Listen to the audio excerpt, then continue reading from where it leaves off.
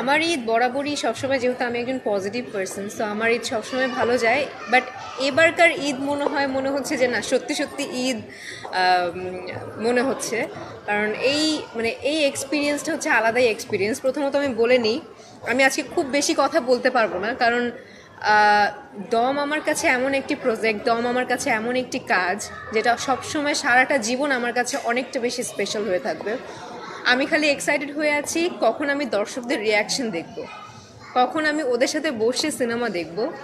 So এটার জন্য আমি ওয়েট করছি। সো এর জন্য আমি বেশি কিছু কথা নাও বলতে পারি না। দেখুন, এটা আসলে আমি সবসময় বলবো, আমার আমার জিনিস তো আমি ডেফিনেটলি এগিয়ে রাখবো।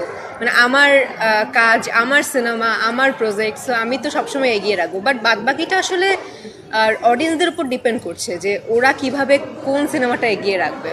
বাট আমি এইটুকুই বলবো যে যেহেতু আমাদের সিনেমা এখন অনেক বড় হচ্ছে, প্রত্যেকটা সিনেমা খুবই ভালো হচ্ছে, ইন্ডাস্ট্রি বড় হচ্ছে, সো সব ছবি আসলে এগিয়ে থাকুক।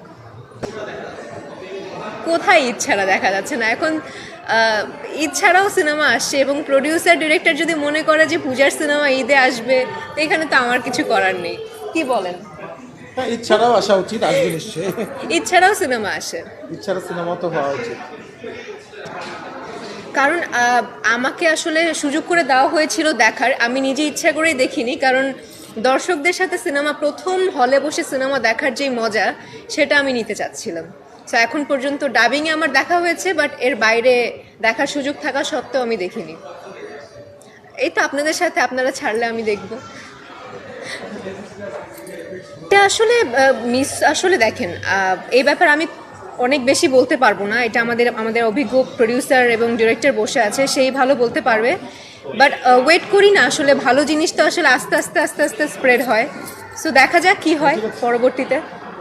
দম যেহেতু ডিমান্ড করেছে নিশো পূজা, যখন ডিরেক্টর মনে করেছে নিশো পূজাকে দমে নেওয়া যায়, অন্যান্য ডিরেক্টর যদি মনে করে যে কোনো স্ক্রিপ্টে তাদের নিশো পূজাকে ডিমান্ড করে, সো ডেফিনেটলি ভেবে দেখব, এবং আপনারাও দেখতে পাবেন। আজকে সকালটা দুর্দান্ত ছিল, কালকে থেকে আমি অনেক এক্সাইটেড যে সিনেমা আসবে, সিনেমা আসবে, সিনেমা আসবে। আর সেখানে দম সিনেমা আসছে, যেখানে কিনা মানুষ আসলে নতুনভাবে আমাকে দেখতে পাচ্ছে। সো সকাল থেকে, সকালটা শুরু হয়েছে আমি আমার নিজের ফ্যামিলির সাথে। সুন্দর করে পায়েস রান্না করেছি, সেমাই রান্না করেছি, ভালো মন্দ রান্না করেছি, বাবাকে খাইয়েছি। সো এভাবেই শুরু হয়েছে।